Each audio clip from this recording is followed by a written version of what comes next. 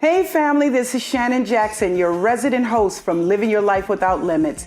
And today we're talking about the vision for the city of Compton, California.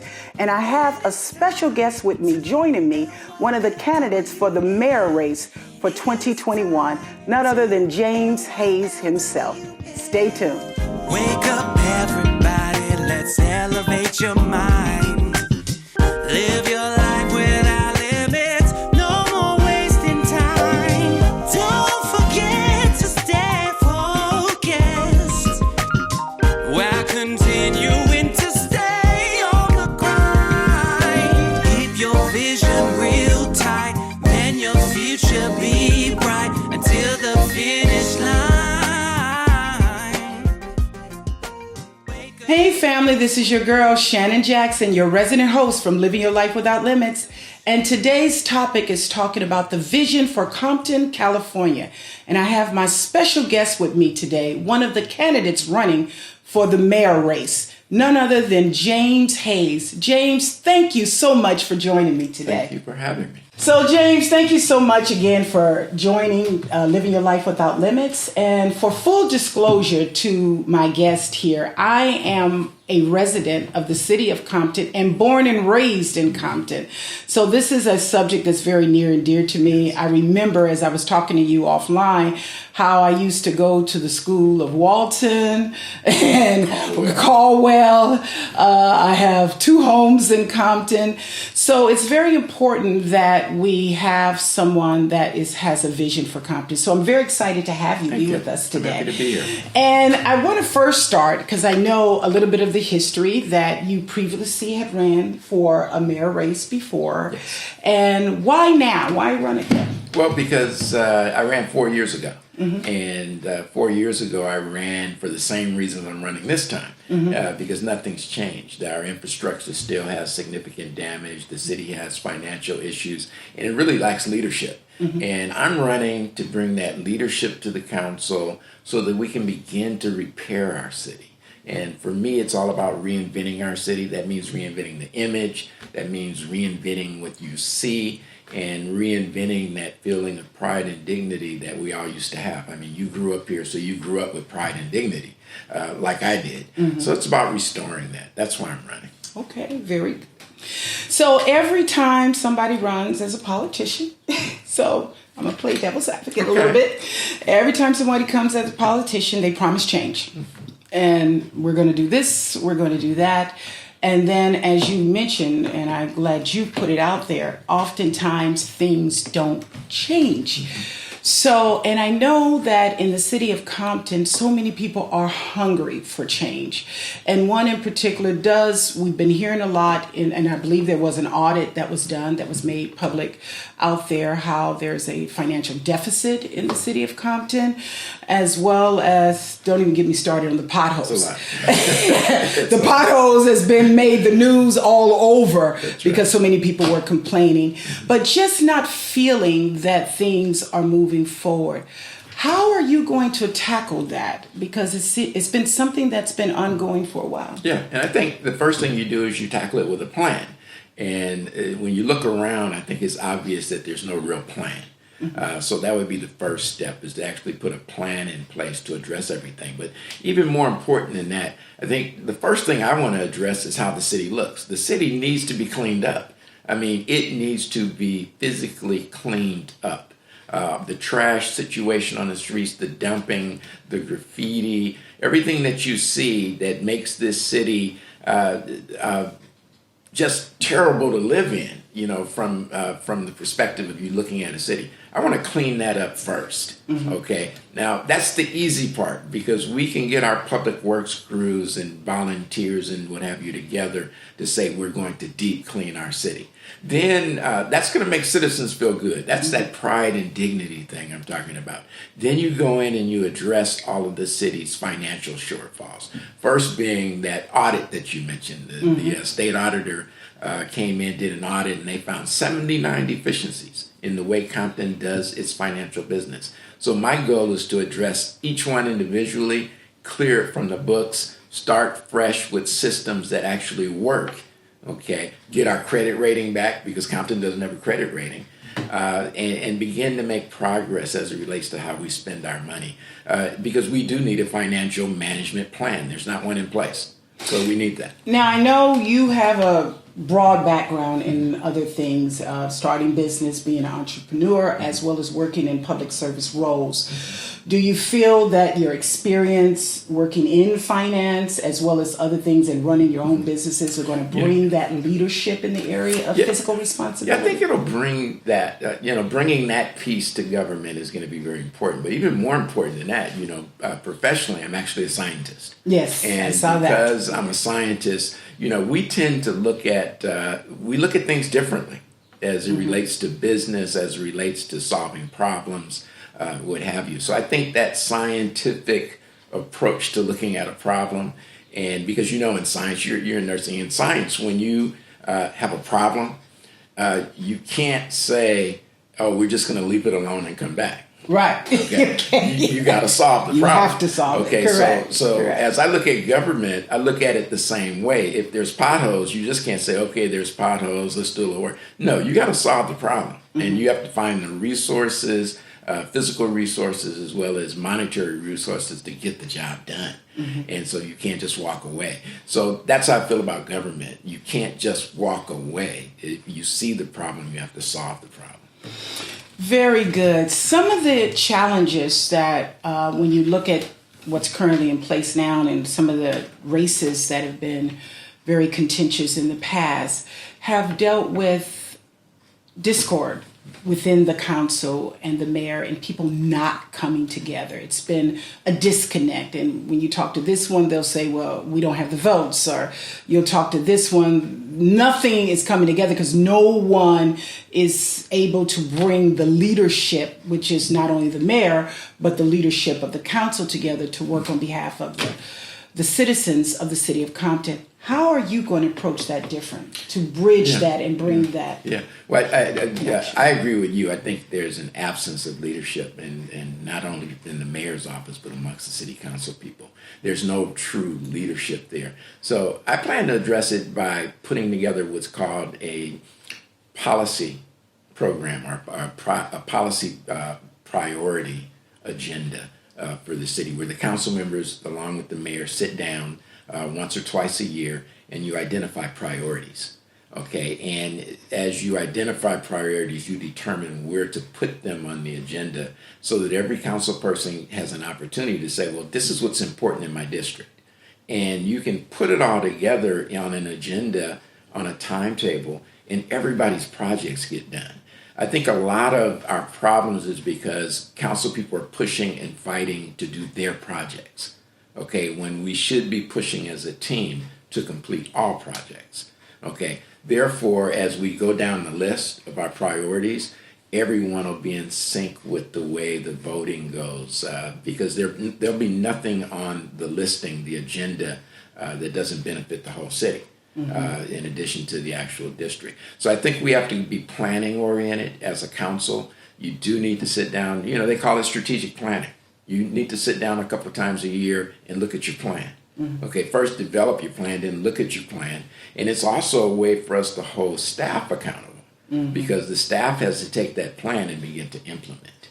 All right. So I think a lot of it's planning. Back to the potholes, that we need a capital improvement plan.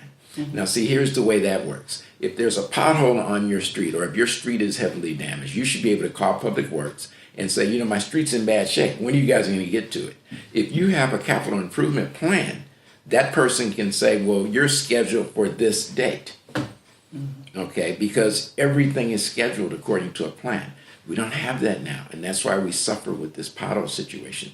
The hard part about it is we don't know when our potholes are going to be repaired. So we want to adjust things so that we can do a better job of serving the community. Thank you for that. I know many businesses oftentimes complain that it's a challenge to work in the city of Compton. When you talk to contractors on the outside to get improvements done in your own personal home or in your business within the city of Compton, they'll say, oh my God, it's so hard. It's not like any other city. It's just tough to do anything here in the city of Compton. So certainly I know we'll be interested in looking for leadership to make those communications more streamlined and more efficient and more mainstay, where other businesses will want to come in and bring business there, which also would bring jobs, as well as be able to cause people to have more improvement that they want in their own personal homes without all the loops and all the waiting and the different things that has been happening. So I'm looking forward to seeing that come to fruition. Yeah, because, when I look at the process of getting a business license or a permit or what have you, I'm not doing it. It makes me frustrated. Just looking at the way it functions. And to me, it all starts in the building. Like when you go into that department to start your process, it's not really customer service based. Exactly. Okay, so it's not even made from the very beginning to be a friendly experience for the person who's the applicant. That needs to change. We need to look at how physically that department is set up.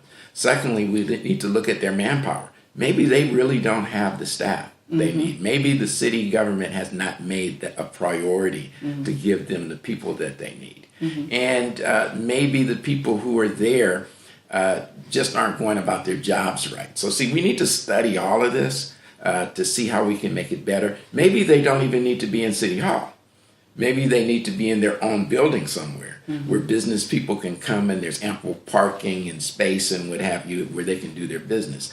I want to look at it like that and with the goal of correcting it, because my goal in terms of economic development, of course, is to bring much business to Compton. And you don't want to have to vote every week to streamline the process for a specific business. You want the process to be streamlined for everyone. And that's my goal. That's my goal. So start with studying it, study the problem, develop the solution, and implement the solution. Okay, very good. So 2 other things that I like to bring to forefront that have been concerns. One, obviously, is the relationship between the police department and the city, right? We have mostly minorities that live within the city of Compton, whether they're African American or Hispanic descent or other cultures, but we know that's primary minorities that are here.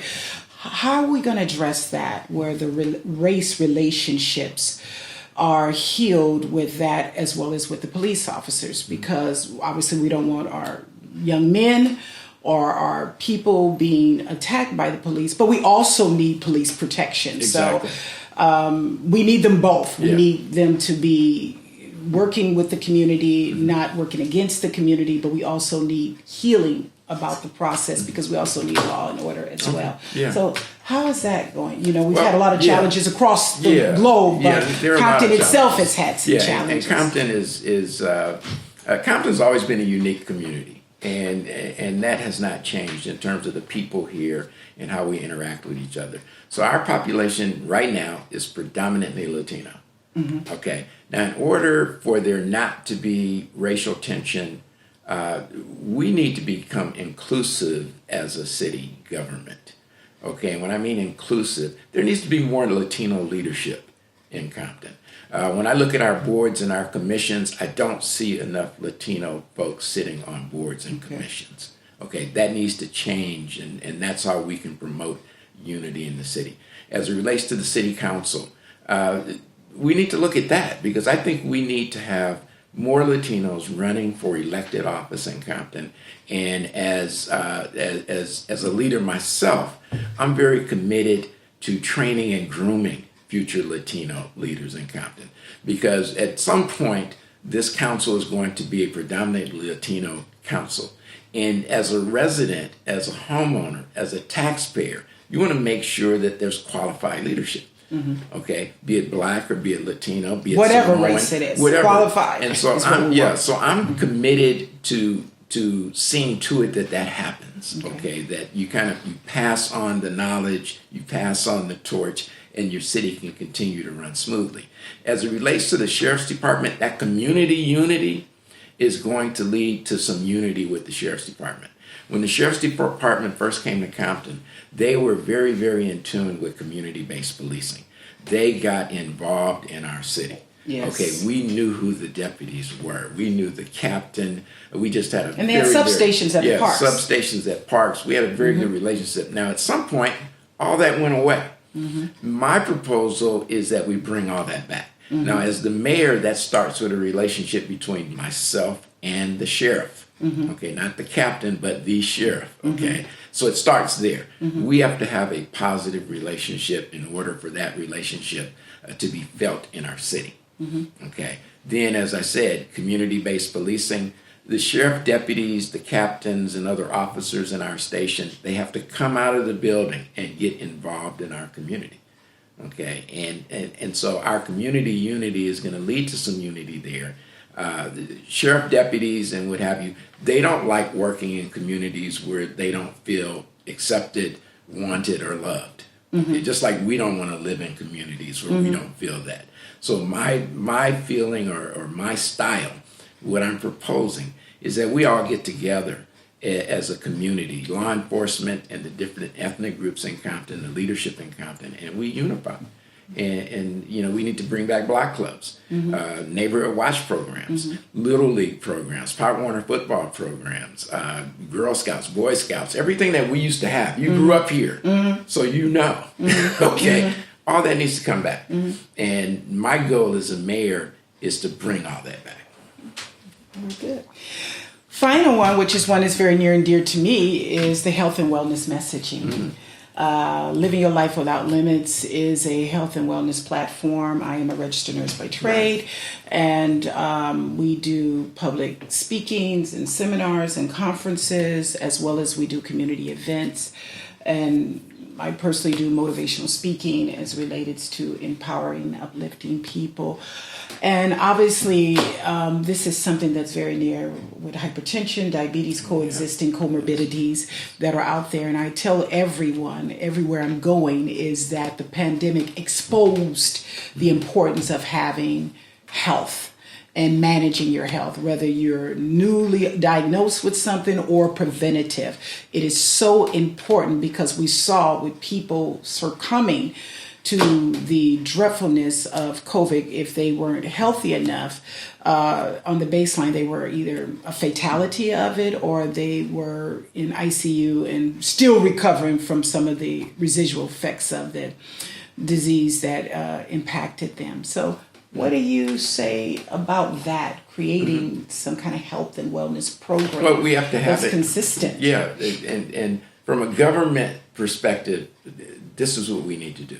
We need to make sure that healthy food is available to our residents. And what that means is we need to make sure that grocery stores that sell healthy food are in our community.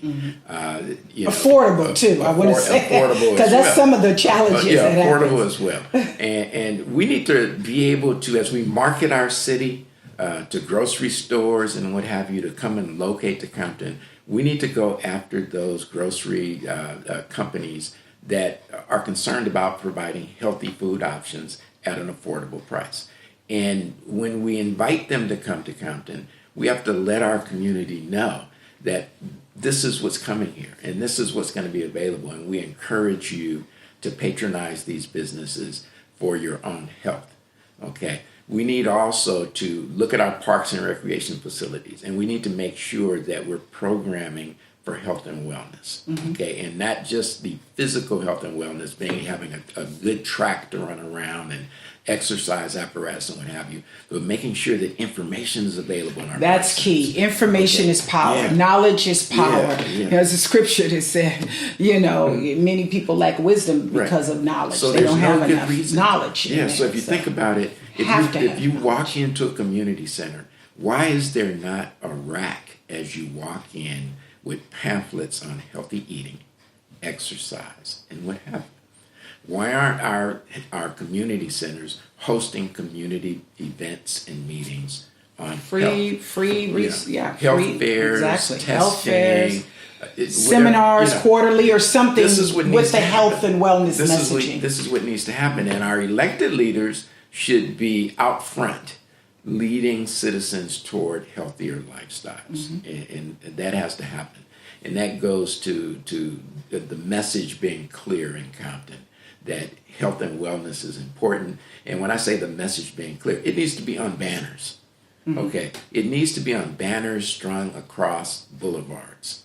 Okay, Compton Healthy Month. Okay, Compton Health and Wellness Month. Visit your community center for information. We need to do things like that. We need to take advantage of cable television because the city has a channel that you do council meetings on. Why can't there be health and wellness lectures on that channel? Living Your Life is for that. I definitely enjoy to be a part of that. Yeah, so it's kind of like we have to something do it. that we need because hypertension and diabetes and all these different pre-existing conditions that are out there would be something that people can benefit how to manage themselves. Exactly. All right, so we're at the final end of this, and you've said a lot of great things, and I already know that it takes time to do them, but certainly I feel your commitment and passion in what you're saying. But what is the message, if you were speaking right to the citizens of Compton today as we're closing, what is your final thought that your commitment would be if we go to the ballot box, or the people of the city of Compton go to the ballot box and elect James Hayes for the mayor for 2021 this year, what is your commitment to them? My commitment is to make Compton better. Quite simply, I want to make Compton better. And what that means is Compton needs to be physically made better. We need to clean it up. We need to fix our streets. We need to trim our trees. I'm going to attack the physical aspect of making Compton better first. And then we're going to move to City Hall. And we're going to make City Hall better. That takes in the finance, that takes in customer service and what have you. That takes in all of that. And we're going to make the city government better. And I want people to think about the word better. Okay, because when you elect me, that you will immediately begin to see Compton's quality of life. You'll immediately begin able to see what you see in the streets. You'll begin to see it get better. And I know it's a tall task, but for me, because I've been here all my life, because I have this understanding of government that many people don't, I know how to make it happen. And it's not going to be an impossible task. I know how to make this happen. So the message that I have to all of the Compton residents is that we can make it better. We can. It's just a matter of the leadership being provided to make certain that getting better the way you want it is what actually happens. I want to wish you much success in the mayor's race and that it comes out favorable for you.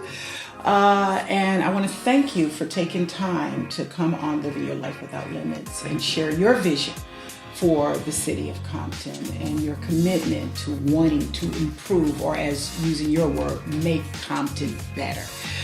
So once again, family, we thank you for joining us today on Living Your Life Without Limits. And as you can see, we provide not only education, information, and motivation, but we are here for you. Make sure you click that subscribe button and make it go blue if you're not already subscribed to the channel. And remember, as always, to love yourself. Take care of yourself, because guess what? You are absolutely worth it. Thank you for joining us, and see you next week.